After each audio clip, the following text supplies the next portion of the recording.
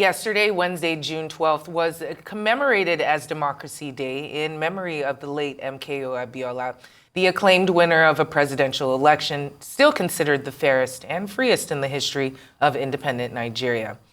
Well, the annulment of that election, the subsequent struggles by Chief Abiola to reclaim his mandate and eventual death in the custody of the military as he pursued that cause are considered critical landmarks which eventually birthed Nigeria's latest experiment with constitutional democracy.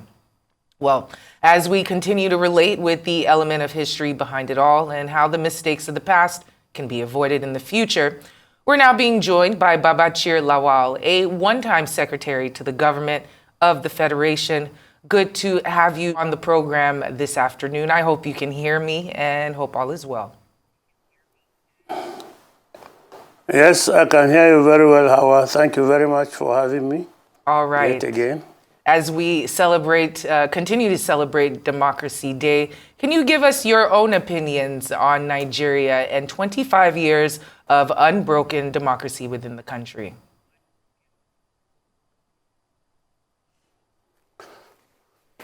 My own opinion is that Nigeria has not worked well for its citizens.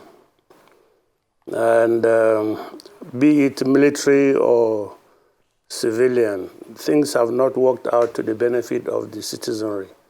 There's increasing misery, increasing poverty, increasing insecurity over the years since this democracy started. Since they say 25 years, yes. Every year, every regime they think gets worse. So the citizens are not well off in any government at all throughout this democracy.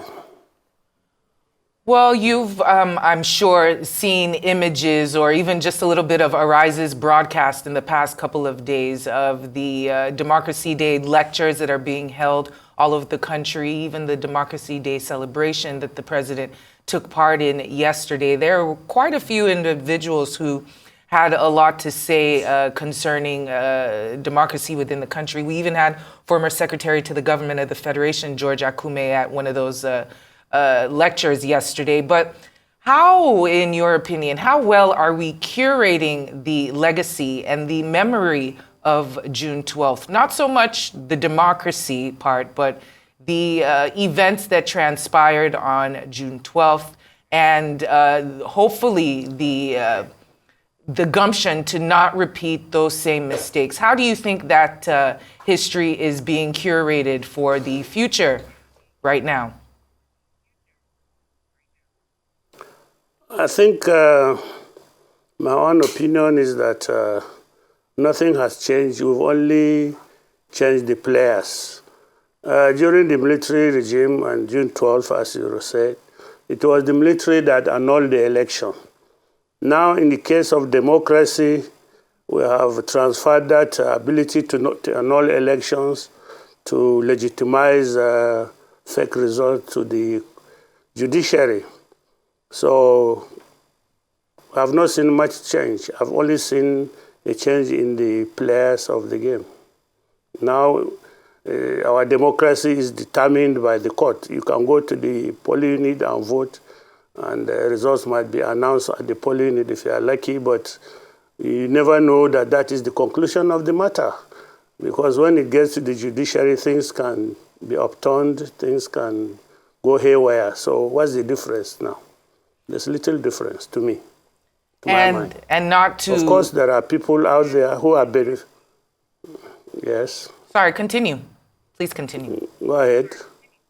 Well, I said there are people out there who are beneficiaries of the system. I was listening to the former president, Goodluck Jonathan, I think yesterday, talking about the role of the judiciary in the democratic system in Nigeria, where the final result is not determined at the polling unit, but in the court system.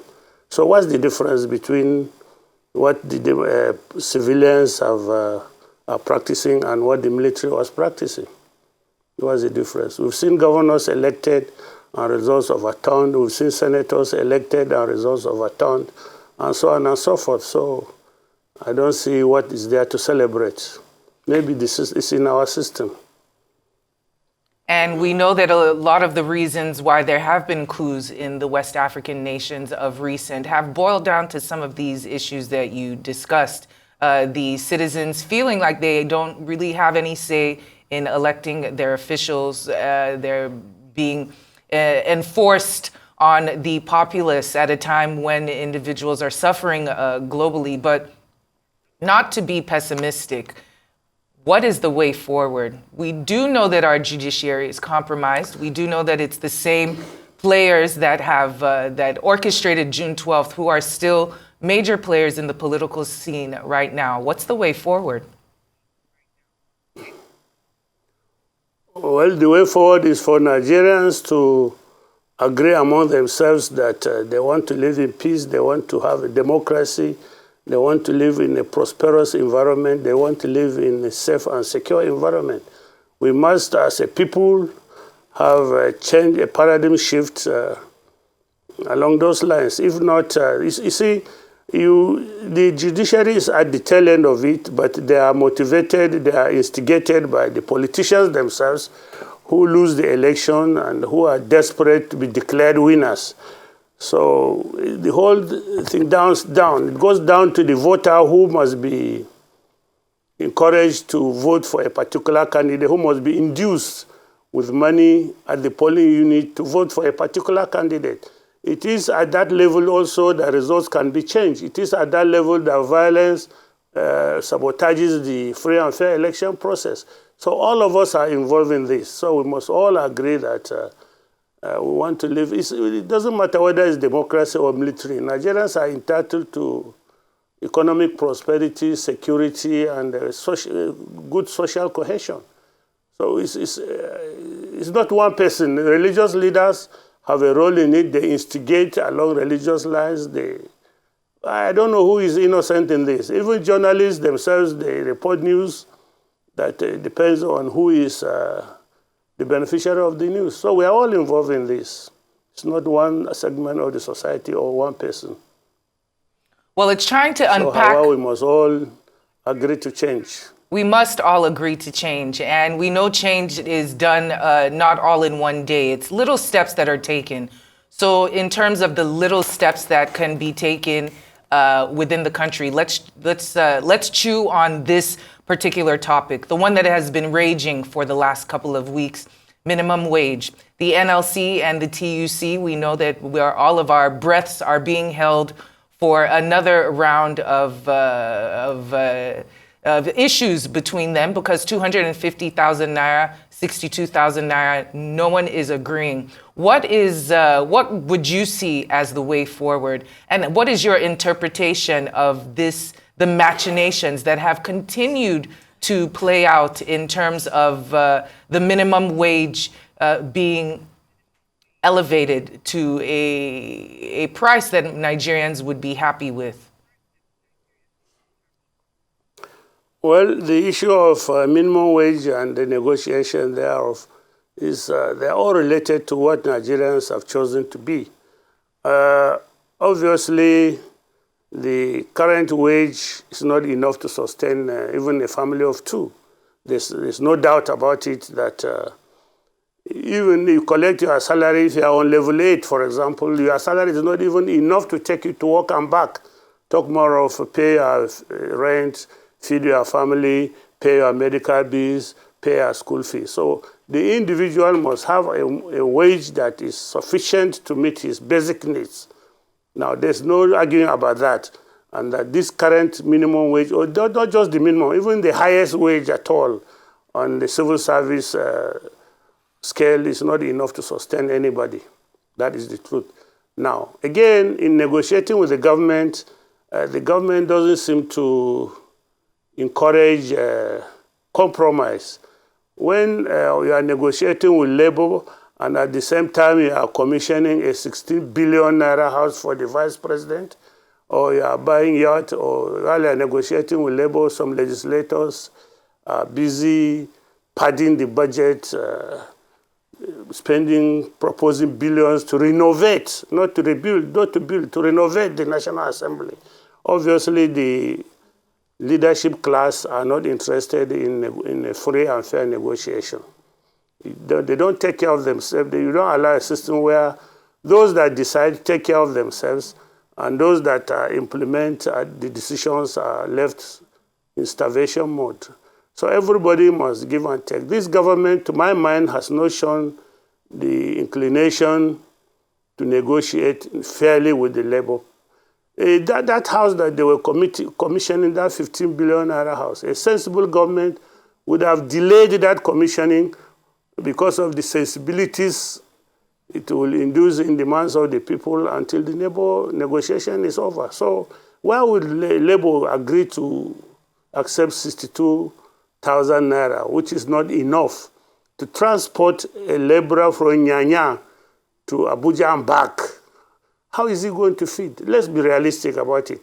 And these are the issues of the economic prosperity that we're talking about. You know, the economy is down. There's no other source of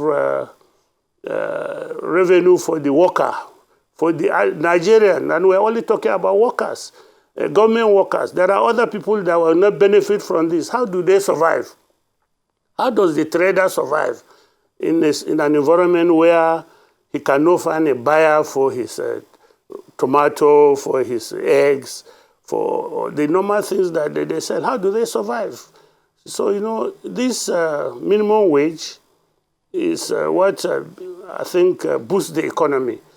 You get your salary, you go to the market, you buy food items, the food seller benefits from it, you pay school fees. Out of the school fees, the teacher is paid from it, you know. So it has multiplier effect. But when you cannot, therefore, have money to spend, the whole system collapses. So the government must be reasonable about what they pay the workers. Of course, the labor must also understand that they are only a small percentage of the Nigerian population, and therefore they shouldn't ascribe to themselves the totality of the income of the country. They are only small portions. So if you share all the money that the government makes to its workers, what happens to the non-government workers? So there has to be a compromise somewhere. The government must put on the table the truth of the matter, the true economic situation. Labor, they are sensible people, they are government workers, they are Nigerians. Once they see what is on the table, they will compromise. But this government doesn't seem to want to compromise. You hear people, government workers saying that if it were in the military, they would have been in detention. Is that how to negotiate? Is a democracy supposed to threaten labor with detention, regretting that we are not a military regime? I've heard some things like that from government workers, government officials. So they are not ready to compromise. And I think 62,000 naira cannot sustain a federal government worker or a state worker. You know, some of them are not even paying that minimum wage. I've seen some states paying 15,000 naira per month. For God's sake, what is 15,000 naira? You can't buy bread and crate of egg to sustain your children for a month. And so, you know, if you go to government offices now, they have an informal system. They call it shift. If you come to work on Monday, you are excused on Tuesday, the next person, because they don't have the money to pay for transportation to come to work. Why is government not reasonable about this? Why are the ministers who work with these people not sensitive to the plight of their workers? Why? So let us all as Nigerians agree to be fair to each other, and then we'll live well. And these are questions that the average Nigerian asks as well. And as I sit here and listen to you, I could almost forget that you were once part of a government as well as a former secretary to the government of the Federation. It seems that you're out of your tenure now. You're amongst normal lay folk, and you can see that the issues are very clear. But one wonders why those that are in the government right now do not see the same issues the same way. What is it about getting into the government that somehow makes individuals less able to reason on behalf of the grassroots individuals, or even compromise or empathize with what is going on ground? What is it? Do Do you know? Probably your upbringing, probably your background. If you grow up with a background in which money is awash in your house, you never lack food, you never lack school fees. Maybe we think we are, those of us that came through the poverty system, maybe we are just conjuring the difficulties. They don't listen. Of course, some too, probably they don't just listen. The way they were brought up, they don't listen. You know, I can't see a government like this that is filled with people from Lagos. You know, I was in Lagos. I know the poverty in Lagos. I lived in Lagos while Ajegule was Ajegule. And these boys are all in Lagos. Minister of Finance, Minister CBN Governor, Minister of... all of them are Lagos boys. Why can they not project what used to the poverty level in Lagos to the federal? Why can't they sympathize and empathize with the poor people? I don't understand. To me, it beats my imagination. In our time, of course, we didn't have any minimum wage negotiations, but there were always labor demands on this and that. The thing is with the labor, these people are educated people, very, very educated people, very intelligent people, and they work in the government. They are the ones that keep the files. They are the ones that generate the data, so they know everything that is going on in government. They have the data in their house. They know how much money is earned, how much is spent. So when you sit down and they have this background, you have your own background, you sit down, you agree on what you can afford. Look, gentlemen, this is, you know, as workers, this is what we generated last month, and this is what we are going to spend. Agree. Spend the money on things that uplift the living standard of the people. Don't spend the money on things that nobody understands. You buy a yacht. Who enters the yacht? How many days has the president entered that yacht since it was bought? How many times? I don't think he has entered even once. And to where, in any case, nobody knows. A house of 15 billion, what is in that house? What is it in that house that is 15 billion? The carpet, the bed, the mattress? What is it? So people understand this. And the government is busy doing minor things to distract attention. You talk of a new national anthem. National anthem means nothing to the belly of a poor man, a hungry man. And a man who needs to dress well and go to work, what is national anthem to him? There's nothing, it's nothing to him. It's just a song. It's just a song to him. And you talk about democracy day. What is democracy day to a hungry man? What is it? A man who cannot even attend the ceremony because he has no transport money. So the government must be emphatic about the problem of Nigerians. We are poor. Poverty is endemic. It's terrible. People that reach the level of directors in the government, federal government, can hardly feed their families now, unless maybe per chance they were able to steal some money. And even in government, it's not everybody that has the opportunity to steal this money, my sister. Some people enter the civil service until they retire, no kobo passes through their desk, even if we say you steal money. So please, the government must be reasonable, objective. Right. They must listen to the poverty in the land. They must talk to their people. Very, very well said. Lagos, very well said. We have run out of time this afternoon, but it was great having you have this discussion with us. Thank you for honoring our time here on Newsday. Babachir Lawal, thank you for joining us.